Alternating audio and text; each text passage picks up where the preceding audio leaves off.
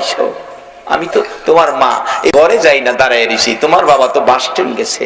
ঘরের ভিতরে ঢুকতে মাগো মা 100 গ্রাম আঙ্গুর তুমি খাও গো মা, আর 2টা কমলা বাবা তুমি খাও।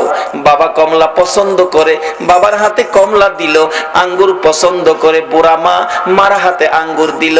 নিজের ঘরে আগে গেল না, নিজের ছেলে মেয়ের খোঁজ খবর নিল না, আগে বাবারে কমলা দিল, মার হাতে আঙ্গুর দিল। মা কমলা লইয়া, বাবা কমলা লইয়া, মা আঙ্গুর লইয়া খুশি আর দোয়া করতেছে, মাবুদ গো কেমন সন্তান আমারে দিলা গো, আমাদেরকে কেমন সন্তান দিলা। নিজের ঘরে না গিয়ে আমাদের খোঁজ খবর নিল, নিজের সন্তানের না দিয়ে আমরার হাতে কমলার আঙ্গুর দিল। মাবুদ আমরা খুশি হলাম। আমার নবী বলেছে 2টা কমলা বাবার হাতে দিয়ে 100 গ্রাম আঙ্গুর মায়ের হাতে দিয়ে মা বাবারে খুশি করার বিনিময় ওই লোকটা নামাজ পড়ে, সদকা করে, রোজা রেখে, হজ করে, উমরা করে, আল্লাহর রাস্তায় জিহাদ করে যেই নেকি তার ভাগ্যে পাইলো, তুমি 2টা কমলা 100 গ্রাম আঙ্গুর মা বাবারে দিয়া খুশি করার বিনিময় তার চাইতে বেশি নেকি তোমার আমল নামায় পায়া গেলা। আবার কাঁদতেছি, আল্লাহ আমি কি অপরাধ করলাম, কেন কবুল হবে না?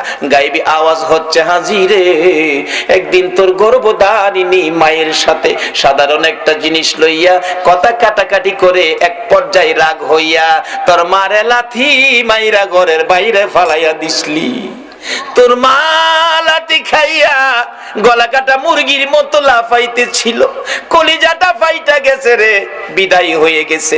বিদায় মুহূর্তে 2টা হাত বাড়াইয়া বলেছিল, মাবুদ এই সন্তান পেটে লইয়া গো রাত্র ভরে কোনোদিন ঘুমাইতে পারছি না। 7 মাস 8 মাস যখন বয়স বাচ্চার পেটের ভিতরে ছিল, আমি যদি মা ঘুমিয়েছি, নড়াচুরি করতে গেলে তার পায়ের লাথি আমার কলিজায় লাগছে, ঘুম থেকে উঠে বসে গেছি, আবার নড়াচুরি করছে, হাতের কনি কলিজায় লাগছে, দাঁড়াইয়া গেছি। জীবনে কত রাত্র দাঁড়াইয়া দাঁড়াইয়া কাটাইছি, না ঘুমাইয়া রাত্র কাটাইছি, ছেলের লাথি কনি খাইয়া গো আল্লাহ। তারপরে দুনিয়ায় আসবে প্রসব ব্যথায় কলিজা ফাটা ব্যথা সহ্য করেছি, আজকে কি সেই সন্তানের লাথি খাইয়া দুনিয়ার থেকে বিদায় হব? মাবুদ গো বিচার তোমার কাছে দিয়ে গেলাম, এই বিচার তুমি কইরো, আমি মা বিদায় হলাম। বিচারটা দিয়েই মা দুঃখিনী দুনিয়ার থেকে বিদায় হয়ে গেছে।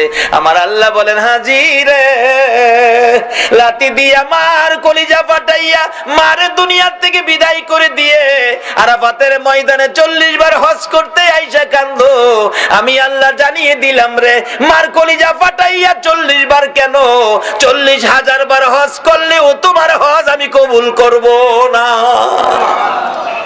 বাবারা, মা বাবারে কষ্ট দিয়া মক্কা মদিনায় হজ করতে যাইেন না। একজন হাজী সাহেবের জীবনীতে দেখি উনি 39 বার হজ করে 40 বারের মাথায় হজে গিয়ে আরাফাতের ময়দানে খুশির কান্না কান্দে, প্রভু গো কি আমার নসিব, 40 বার হজ করলাম। গায়েবী আওয়াজ হইতেছে, হাজী 40 বার কেন, হায়াত পায়া 40,000 বার হজ করলেও তোমার হজ কবুল হবে না।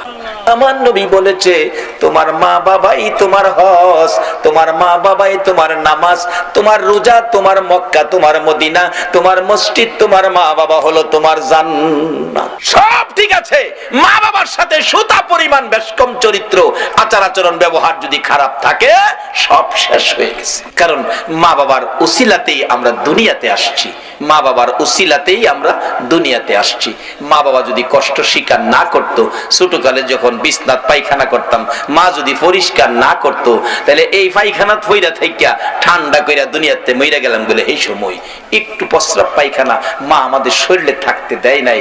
বাবা একটু রোগ হইলেই রাত্রে রিক্সা পাইছে না, গাড়ি পাইছে না, সন্তানটা কোলে লইয়া অন্ধকারে দৌড় মারছে ডাক্তারের কাছে, ডাক্তারখানা বন্ধ, দরজায় দাঁড়ায় বাবা কাঁদছে, ডাক্তার সাহেব দরজাটা খুলেন, আমার বাবার অবস্থা ভালো না।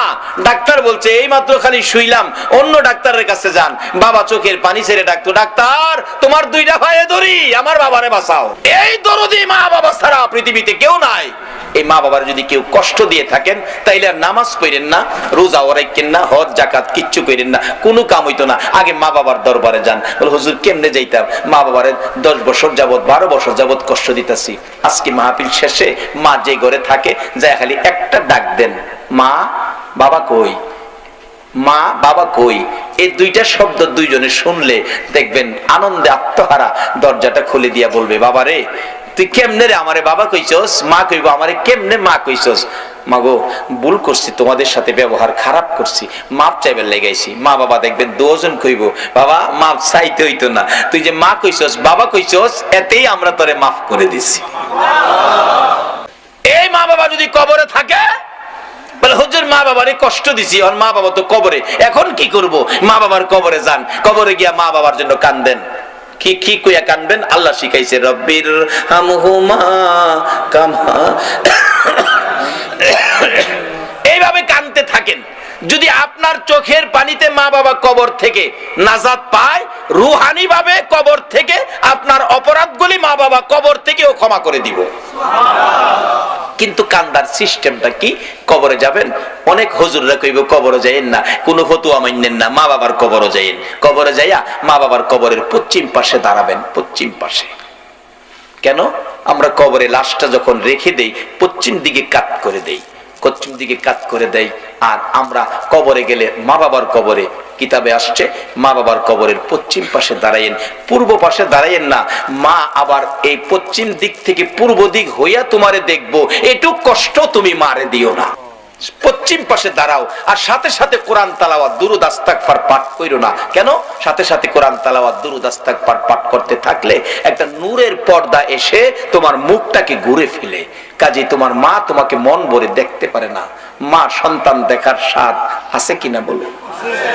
বাবারে মারে দেয় না, জিনিসপত্র দেয় না, মার খাবার দেয় না, কোনো কিছু দেয় না। এরপরও দেখেন সন্তানটা বাড়িতে বাইরে যায় সময় কেউ তাকায় না, কিন্তু মা কিন্তু তাকায় থাকে, একটা আশা করে তাকায়। বাবারে একবার যদি আমার দিকে চায় আমার একটা মা কইয়া যাইতি। সন্ধ্যার সময় বাড়িতে আইবো, সব ঘুমায় রইছে, মার কোনো খোঁজ খবর নাই না। এরপরেও বলুন সন্তান ঘরে না ঢুকা পর্যন্ত মার চোখে ঘুম আইছে কিনা? একটু পরে পরে বাচ্চার মারে ডাহে, কি গো আব্দুর রহমানের মা আমার ছেলেটা আইছে, অথচ ছেলে তার খবর নাই না, মা কিন্তু খবর না নিয়ে পারে না। বলতেছিলাম যে মা আপনাকে আমাকে দেখার জন্য ব্যস্ত থাকে, কবরে যাইয়াও সন্তান কবরের পাশে গেলে মা ছেলেকে দেখতে চাই, বাবা ছেলেকে দেখতে চাই। নির্দেশ হলো কবরের পাশে যাইয়া কিছুক্ষণ চুপ করে দাঁড়াইয়া থাকো, তোমার মা বাবা তোমাকে মন ভরে দেখো, মন ভরে দেখতে চাই। দুনিয়ার জমিনে কত বাস্তব ঘটনা, মারে ভাত দেয় না, মার খোঁজ খবরও নেয় না। তারপরও ছেলেটা ঢাকা থেকে আইসা বৃহস্পতিবার সন্ধ্যায় শনিবার সকালে যেদিন চলে যায়, মা পিছে পিছে এতিমের মতো যায়। একবার যদি ফিরে চাইতি রে বাবা, আমারে মা কইয়া ডাক দিতে খুশি হইতাম, ডাকও দিল না, ফিরেও চাইলো না। রিকশায় উঠে গেছে, রিকশায় উঠে রিকশা টান দিয়ে ওই মোড় ঘুরে যখন এদিকে যাইতেছে, মা এদিকে দিয়া দেখে না, দৌড়াইয়া বাড়ির পিছনে যাইয়া তাকাইয়া রইছে। আমার ছেলে যাই গো, একবার ফিরে চায় না। যত দূর পর্যন্ত দেখা গেল মা ওই রান্নাঘরে পায়খানার কিনারে দাঁড়াইয়া সন্তানের দিকে তাকাইয়া থাকে। বলুন এরকম দরদ মার সন্তানের জন্য আছে কিনা? কিন্তু মার জন্য আমরা কি করলাম? আমরা কি করলাম মার জন্য? আমার নবী নিজেও মা বাবার জন্য পাগল ছিল, উম্মতের এই আদর্শটুকুন দিয়ে গেল। বাস্তব ঘটনা, আমার নবীর বয়স যখন 6 বছরে পৌঁছে নাই, আমার নবী সঙ্গীদের সাথে মাঠের মধ্যে ছিল। বিকাল হয়ে গেলে অন্য বন্ধুদের বাবা এসে টান দিয়া কোলে নেয়, 2 গালে চুমো দেয়, আর কত খেলবি, চল বাড়িতে যাই। আমার নবী তাকিয়ে থাকে, সঙ্গীদেরকে জিজ্ঞেস করে কে আসলো, তাকে কোলে নিয়ে 2 গালে চুমো দিল। ডাকতেছে সঙ্গীরা, ও মুহাম্মদ তুমি তো জানো না এই ছেলেটার বাবা হইল ইনি, তাই না কোলে নিয়ে 2 গালে চুমো দিছে। আমার নবী তাকিয়ে আছে, বাবার কোলে সন্তান, বাবার আদর কত সুন্দর দেখা যায়। আমার নবী খোলা আকাশের নিচে দাঁড়াইয়া ওই বাবাগণের দিকে তাকাইয়া তাকাইয়া চোখের পানি ছেড়ে ছেড়ে কান্দে, আর নিজেকে নিজে প্রশ্ন করে, ও মুহাম্মদ তোমার বাবা কই, তোমার এদিকে কেউ কোলে নেয় না। আমার আল্লাহ বলেন বন্ধু গো, তোমার বাবা নাই গো, তুমি এতিম। এই বলে তোমার আদর কমবে না।